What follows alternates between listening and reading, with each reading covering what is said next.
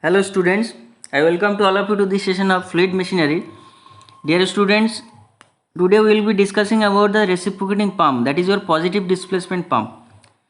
So you know the last class I discussed about the centrifugal pump and what is pump? Basically if the mechanical energy is converted into hydraulic energy, then by the help of which device we are doing, by the help of pump. So pump is basically used to produce pressure energy or hydraulic energy with the expense of mechanical energy. Okay, so if it is happening by means of centrifugal force, okay, then it will be called centrifugal pump.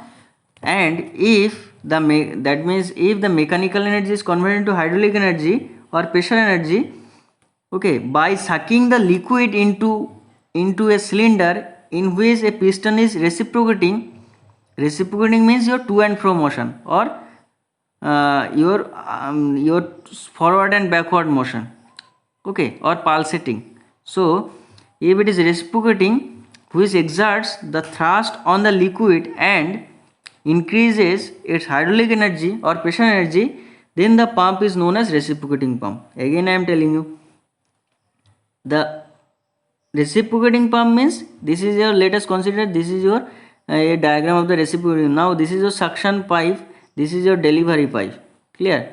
This is your delivery valve, this is your suction valve, this one is your piston, and this is your you can see this is your cylinder. Okay, now what I am saying that, and this piston is basically moving, that means the piston is reciprocating like this. Okay, so what happened at the time of suction stroke, the water is entering into the system and now it is coming out from the system and it is coming to the delivery pipe, clear? So if the mechanical energy is converted into hydraulic energy by means of sucking the liquid into cylinder in which the piston is reciprocating, okay, or moving backward or forward, which exerts the thrust. Now this piston is exerts the thrust on the liquid, and it basically the liquid is placing here in the delivery pipe, and it, by the help of some pressure, if it is pressurizing in this confined space, then we will be getting some pressure energy or hydraulic energy, and that is our motto. So basically the reciprocating engine is basically reverse of the, you can see the IC engine. Okay, so what is happening, the water, this is your sump and this is your water reservoir. Now water is coming into the system when the piston is coming from TDC to BDC, top dead center to bottom dead center, then piston, this valve is one way opening, okay, this valve also. So when it is the water is entering, now the piston is compressed the water, and the water is moving in this direction, okay, in the delivery pipe. Okay, now from the delivery pipe, whatever we want to place the water, we can do it. Okay, so basically, sorry, so basically, hello, so basically what is you can see the main parts of the reciprocating pump are, what are the main parts? A cylinder with a piston rod, connecting rod, crank. Okay, so the components of the reciprocating pump, first one is your a piston, a cylinder with piston rod, connecting rod, crank, and all this. Next, number 2, this is your number 1. Number 2 is your suction pipe, this one. Number 3 is your delivery pipe. Number 4 is your suction valve. Number 5 is delivery valve. So these are the components of the reciprocating pump. So you can see now the working principle.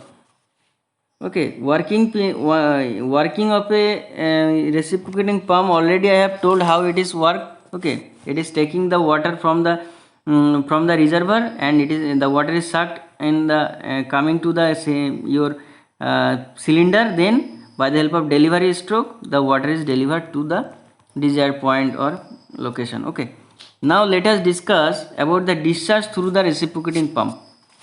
How we can calculate the discharge through the reciprocating pump? You can see here basically reciprocating pump, if the diameter of the cylinder is your d and cross sectional area is your a, then the cross sectional area is your pi by 4 d square, and r is the crank radius. Okay, basically what is r?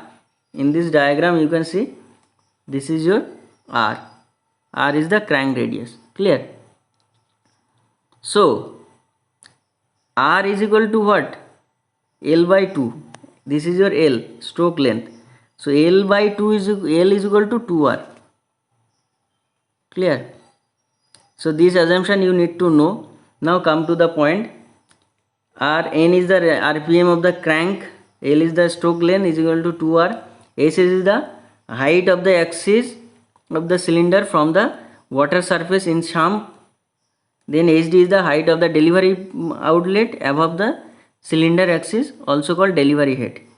Now you see, if I want to calculate the volume is equal to, you know that area into stroke length, the piston, it is your piston. Now if I know the cross sectional area and if I know total height, then it is what? Pi by 4 d square L, or the area into stroke length.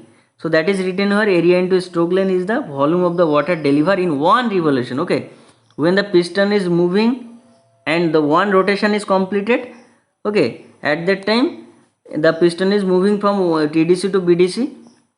Okay, and then VDC to, that means for one revolution what we are getting, one stroke length, what we are getting, the volume of water, it is your A into L. Clear? Now number of revolution per second, that is your RPM. Now the number of this is your RPM. Now number of revolution per second. So if the N is the RPM, then per second will be N by 60. Clear? Now discharge of the pump per second. What is the discharge? How much volume flow rate is this? That means how much volume is this? AL into N by 60, because we are calculating meter cube per second, na? So that is why you can see AL N by 60. So this is how I can calculate the discharge, because AL is what? Volume, and N by 60 is what? Rotational speed per second. Okay, so N by 60, because we are calculating meter cube per second, na? So that is why the piston is, the rotational speed is your N by 60. This is your RPS, rotational per second. So this is how I can calculate discharge, that is your ALN by 60. Now if I calculate the weight of the water delivered per second, then W is equal to rho GQ, and you know that rho GQ is equal to ALN by 60. ALN by 60. So rho G ALN by 60. That is your weight of the water delivered per second. I think it is clear.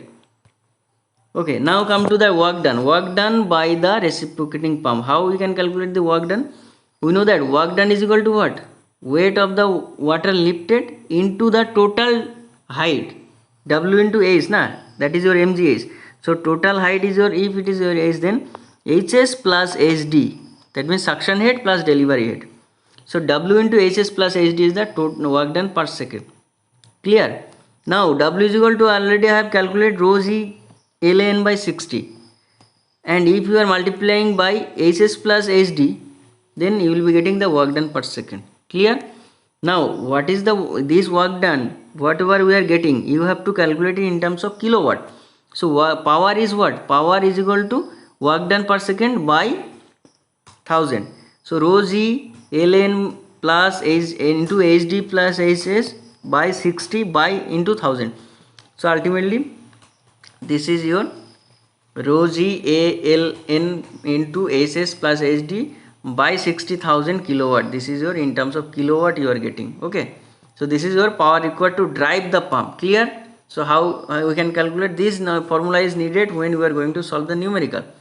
So I think it is clear today up to this, and if this video is helpful to you, please share with your friends.